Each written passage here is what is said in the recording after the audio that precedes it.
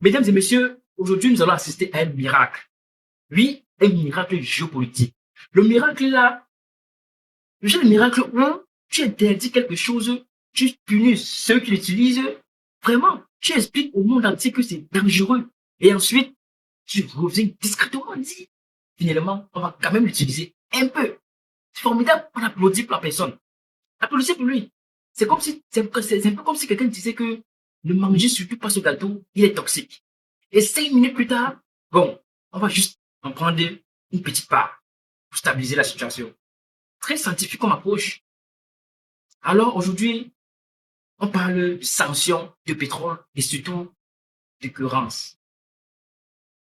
Parce que là, on vient de franchir un niveau assez impressionnant. Les mêmes acteurs qui disaient ce pétrole ne doit jamais toucher le marché sont maintenant en train de réfléchir à comment le remettre sur le marché rapidement. Non, non, ce n'est pas une blague, c'est la réalité. Alors, on va faire simple. Imagine que tu bloques le robinet d'eau chez toi. Tu dis à tout le quartier, personne n'utilise ce robinet, c'est dangereux. Et 2 semaines après, tu reviens en courant. Bon, quelqu'un peut rouvrir le robinet parce que là, on a un petit souci. Un petit souci. Hein? C'est exactement ce qui est en train de se passer. Mais à l'échelle mondiale, avec le pétrole, des milliards et des équilibres beaucoup plus fragiles qu'on ne le pense. Et là où ça devient intéressant, c'est que ce genre de décision, ce n'est jamais un choix confortable. Jamais. C'est souvent ainsi que quelque chose ne se passe pas comme prévu.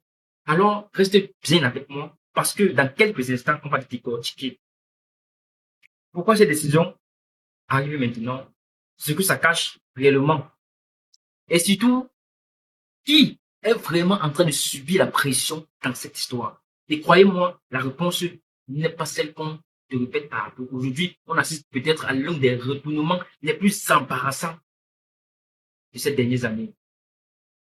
Les mêmes qui imposaient les sanctions sont maintenant en train de chercher comment les lever. Oui, tu as bien entendu. Les États-Unis envisagent de libérer du pétrole iranien. Mais la vraie question, ce n'est pas quoi, c'est pourquoi maintenant. Et surtout, est-ce que ça cache quelque chose de beaucoup plus grave qu'on ne veut bien nous dire? Dis-moi en commentaire, est-ce que pour toi, c'est une stratégie ou un aveu de faiblesse? Et reste jusqu'à la fin parce que ce que tu vas comprendre dans cette vidéo risque de complètement changer ta lecture de la situation mondiale. Mais avant, abonne-toi maintenant, pas pour me faire plaisir, mais parce que ce genre d'analyse, tu ne l'auras pas ailleurs. Ici, on va au fond des choses. Frappe, là où ça fait mal. Premièrement, nous allons parler de l'illusion de puissance. Reprenons calmement.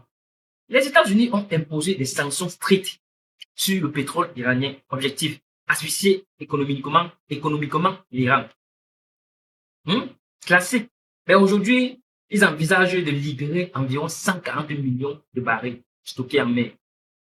Et là, quelque chose ne colle pas. Parce que normalement, quand une stratégie fonctionne, on ne la démonte pas soi-même. Alors, pourquoi maintenant? La réponse est simple, dérangeante. Le prix du pétrole, les prix du pétrole, tant pour moi, sont en train de devenir incontrôlables. Et quand le pétrole devient incontrôlable, tout devient incontrôlable. L'économie, les transports, l'industrie et surtout la machine militaire. Et là, on commence à comprendre. Ce n'est pas juste une décision économique, c'est une décision de suivi stratégique. Maintenant, on va entrer en second plan, parler du piège qui se renferme.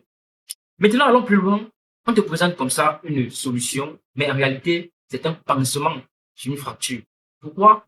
Parce que ces 140 millions de barils, ça représente quoi? 10 jours, peut-être 2 semaines, et après, rien. Retour à la case départ. Donc, en clair, on sacrifie une position stratégique pour gagner quelques jours. C'est comme vider un verre d'eau dans un incendie et dire c'est bon, c'est sous contrôle.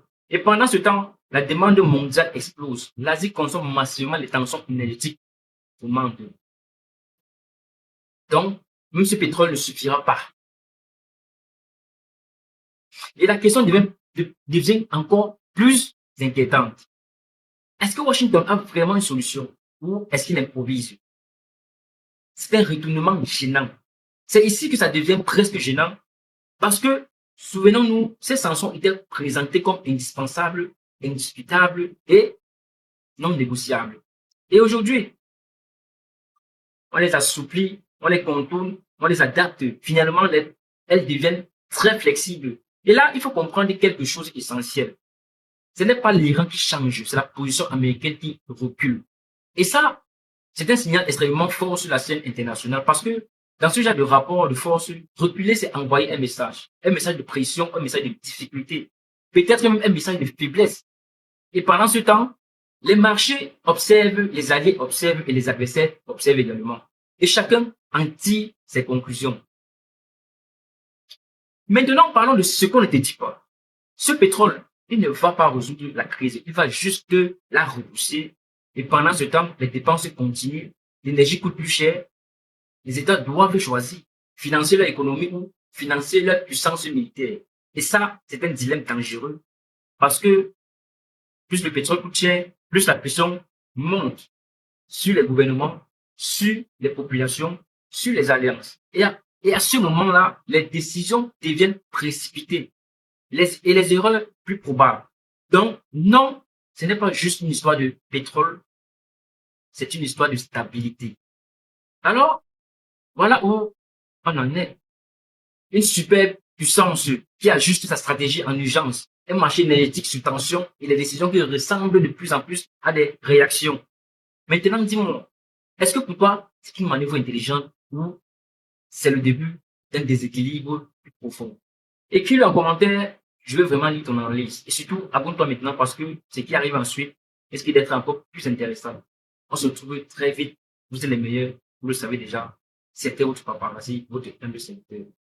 À plus.